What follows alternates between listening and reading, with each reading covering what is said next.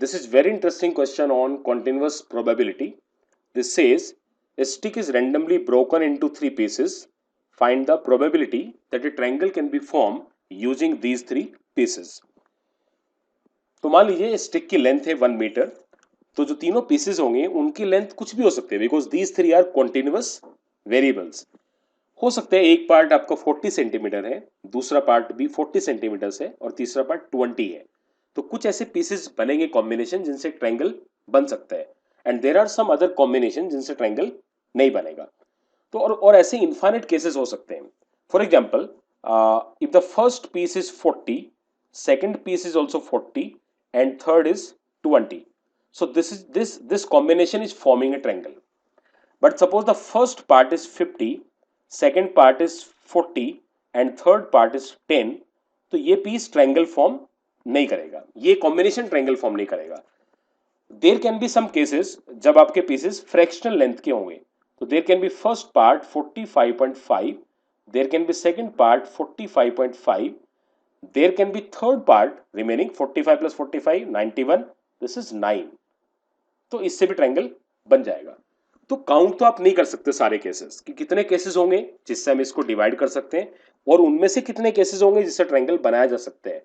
तो countable question नहीं होगा, तो इसलिए इसको बोलते हैं it is continuous probability distribution, जिसमें आपके जो वेरिएबल्स हैं वो कॉन्टिन्यूअस हैं और वो इंटीजर होना भी जरूरी नहीं है. तो चलिए हम इस क्वेश्चन को लेते हैं ज्योमेट्रिकल मेथड के साथ. Suppose this is the length of this stick 1 metre and हमने इसको तीन पार्ट्स में डिवाइड किया. तो हमने इसमें दो अलग अलग मार्क लगाए जहां से हमने इसको डिवाइड किया. This is the first mark और ये आपका है second mark. The first mark is P और Q, second mark is Q. हो सकता है P पहले आए या Q बाद में, ये आपको नहीं पता, बट हमने रेंडमली इस रोड पर इस स्टिक पर दो मार्क लगा दिए. दो मार्क लगाने पर वहीं से रोड को हमने ब्रेक कर लिया स्टिक को और तीन पार्ट्स बन गए. अब मुझे देखना है कि इन तीन पार्ट से ट्रायंगल बनेगा या नहीं बनेगा. Suppose length of the first piece is x, जहां तक p है.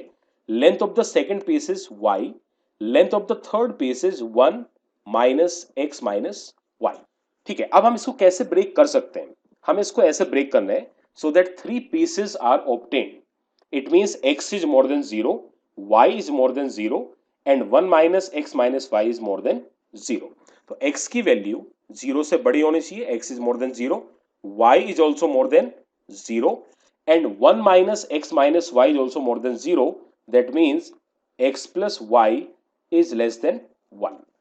इस रूल के अंदर बाउंड है आपके तीनों वेरिएबल्स x, y और थर्ड पार्ट. तो x की वैल्यू 0 से हमेशा बड़ी होगी, y 0 से बड़ा होगा, लेकिन x प्लस y हमेशा 1 से छोटा आएगा, तभी आपको थर्ड पार्ट बनेगा. बट ट्रायंगल बनने के लिए क्या जरूरी है. We know that to form a triangle the three pieces must follow triangular inequalities, जिसका मीनिंग होता है कि दो साइड्स का सम थर्ड से बड़ा होना चाहिए.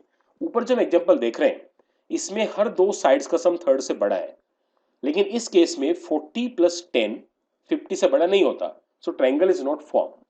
तो ट्रायंगल बनने के लिए देखिए, first part is x, second part is y, it must be bigger than 1 minus x minus y. This implies x plus y is more than 1 upon 2. तो ट्रायंगल बनने के लिए x plus y की value हमेशा 1/2 से बड़ी होनी चाहिए, कंडीशन नंबर 1. बट ट्रायंगल की तीन साइड्स हैं. वी कैन टेक कि first side is x, second part is 1 minus x minus y, इन दोनों का सम भी थर्ड से बड़ा होना चाहिए. सो x plus 1 minus x minus y must be bigger than y. This implies, आप इस x से x कैंसिल हो जाएगा, y is less than 1 upon 2. And the third case is y plus 1 minus x minus y is bigger than x. This implies x is less than 1/2. वैसे भी rule होता है किसी भी ट्रायंगल में that every side is less than half of the perimeter. Perimeter triangle का कितना है 1 है, बिकॉज तीनों पीसेस का सम 1 आएगा, तो हर साइड की वैल्यू 1/2 से भी कम होगी. सो x is less than 1/2, y is less than 1/2, x plus y is more then 1/2.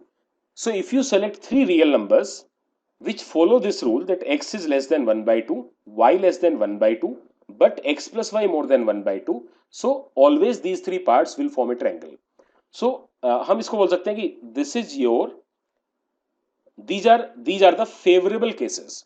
अगर आपके एक्स और वाई की वैल्यूज इन ब्रैकेट्स के अंदर आएगी तो ट्रायंगल बनेगा, और ये आपकी टोटल पॉसिबल केसेस हैं। एक्स 0 से बड़ा होगा, वाई 0 से बड़ा होगा, एक्स प्लस वाई 1 से कम होगा। तो मैनुअली तो हम इसको अभी भी नहीं गिन सकते, तो हम इनको प्लॉट करेंगे। So this is y axis and x axis. Now x is more than 0, y is more than 0. It means x and y both lie in the first quadrant. But x plus y is less than 1. तो पहले हम draw करते हैं x plus y. x plus y ये line होगी। तो सारे आपके जो पॉइंट्स हैं x और y वो इस ट्रायंगल के अंदर अंदर लाई करेंगे।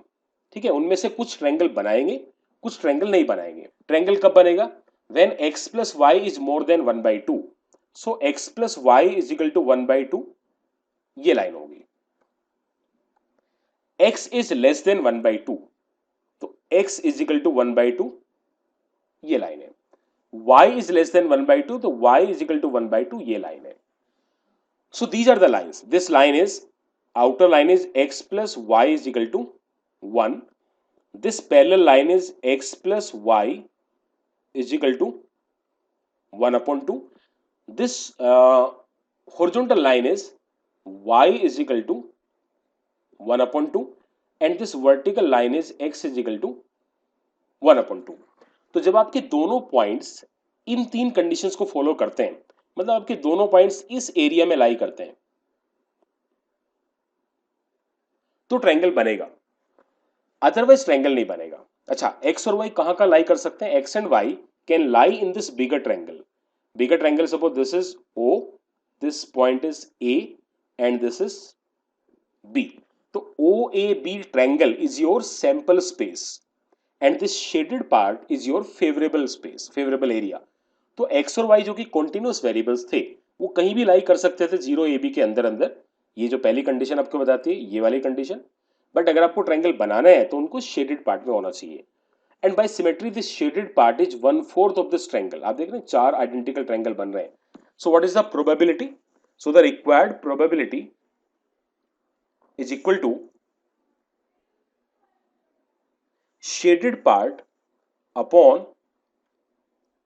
total area, and this value is 1/4. Continuous probability में एक ये ट्रबल होता है कि हम कई बार कन्विंस नहीं होते इस आंसर पर कि 1/4 इज करेक्ट, अप्रोक्सीमेट आंसर, ये बिल्कुल ठीक है कि गलत है। So we can use a computer simulation to verify whether this answer is correct और incorrect. Actually mathematical computation and computer simulation की जो रिजल्ट्स आते हैं दे मस्ट बी कंपेरेबल। हम बहुत सारे रैंडम नंबर से लेकर इसमें ये कंफर्म कर सकते हैं कि आपका आंसर काफी हद तक एक्यूरेट है। तो आइए देखते हैं इसका कंप्यूटर सिमुलेशन। ये वो पॉइंट्स है पी एंड क्यू जो हमने स्टिक पर सबसे पहले मार्क किए। इनमें से पी पहले आ सकता है या क्यू पहले आ सकता है, बट पी एंड क्यू दोनों रियल नंबर्स हैं और रैंडम नंबर्स हैं बिटवीन 0 to 1, बिकॉज रोड की लेंथ, स्टिक की लेंथ 1 मीटर है। तो suppose p is a random number between 0 to 1, we will use rand function जो आपको 0 to 1 के बीच वैल्यू रिटर्न करते हैं, और क्यू भी 0 to 1 के बीच में एक नंबर आपने लिया। अब इन दोनों में से जो छोटा नंबर है उसको हमने पी बोला है। सो दोनों में से जो छोटा नंबर होगा we can use minimum function, min function between these two. वो आपके ट्रायंगल की पहली साइड हो जाएगी जिसको हमने एक्स लिखा है उधर। ठीक है, सेकंड साइड क्या होगी? इन दोनों के बीच का एब्सोल्यूट डिफरेंस। भाई अगर पी बाद में आता है तो पी माइनस क्यू, और अगर क्यू बाद में आता है तो क्यू माइनस पी। तो हम लिखेंगे absolute function of P minus Q. ये आपकी सेकंड साइड हो गई। And third side is 1 minus maximum of P and Q. P and Q में से जो पॉइंट बाद में आएगा उसको अगर मैं स्टिक की लेंथ में से लेस कर दूंगा तो थर्ड साइड आपको मिल जाएगी। तो ये आपको तीन साइड्स मिल गई हैं ए बी सी, ठीक है, जिनको हमने उधर एक्स वाई जेड लिखा है। इनसे ट्रायंगल कब बनेगा? So we can use triangular inequality. So अब हम यूज कर सकते हैं एंड फंक्शन ट्रायंगुलर इनइक्वालिटी के लिए कि whether a triangle is possible और not. So we will use and if sum of the first two sides is bigger than the third side, a plus b is bigger than c, a plus b is bigger than e, comma, and their absolute difference of first two sides, difference of a minus b must be less than the third side is represented by column e। तो अगर ये दोनों condition satisfied एक साथ होती हैं तो triangle बनेगा, और ये आपको ट्रू और फॉल्स रिटर्न करेगा। ट्रायंगल बनेगा तो ट्रू रिटर्न करेगा, अदरवाइज ये फॉल्स रिटर्न करेगा। अब हम ऐसे बहुत सारे सैंपल जनरेट करके उसमें चेक कर सकते हैं कितनी बार ट्रू आता है, कितनी बार फॉल्स आता है। सो फेवरेबल केसेस के लिए हम यूज करते हैं एक function count if from in the range f to f, ठीक है, कितनी बार ट्रू फंक्शन आता है, कितनी बार ट्रू वैल्यू रिटर्न होती है। So we are counting how many times true appears in this complete list f to f। अच्छा, total number of cases ये बताएगा कितने हमने सैंपल लिए हैं, तो we can use count a function in this range f to f -1 इसलिए because first row तो हमने यूज किया हेडिंग के लिए। तो आपके अब ये क्वेश्चन बता रहा है कि टोटल सैंपल साइज आपका 1 है और आपको सक्सेस भी एक ही बार मिली है। सो what is the probability? It is favourable cases upon total number of cases, ठीक है। तो अब ये चूंकि रैंडम नंबर है, बार बार चेंज हो रहा है।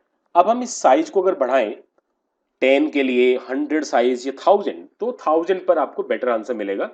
बिगर is the sample size the more accurate is your result. तो शुरू में बहुत कम आता है, मान लीजिए हम इसको 10 के लिए जनरेट करते हैं तो हमने 10 टाइम्स, तो आप देख रहे हैं एक भी बार ट्रायंगल नहीं बन रहा है।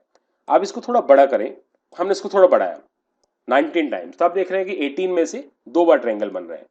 अब आपने इसको काफी बड़ा साइज का सैंपल स्पेस लिया और हमने इसको बढ़ा दिया है, तो हमने इसको 2000 के साइज का नंबर लिया, तो 2000 के आसपास हमने लिया 2447 sample size. Out of these cases 628 times we get true values और we are getting a triangle, success मिली आपको। और इसका कितना फ्रैक्शनल पार्ट आपको मिल रहा है? 0.2566, that is very close to 25%। और थियोरेटिकली भी हमने देखा है the correct answer is 1/4। So computer simulation से जो आंसर आता है और जो मैथमेटिकल आंसर आता है थियोरेटिकल, वो आसपास होना चाहिए अगर आपका साइज काफी बड़ा है।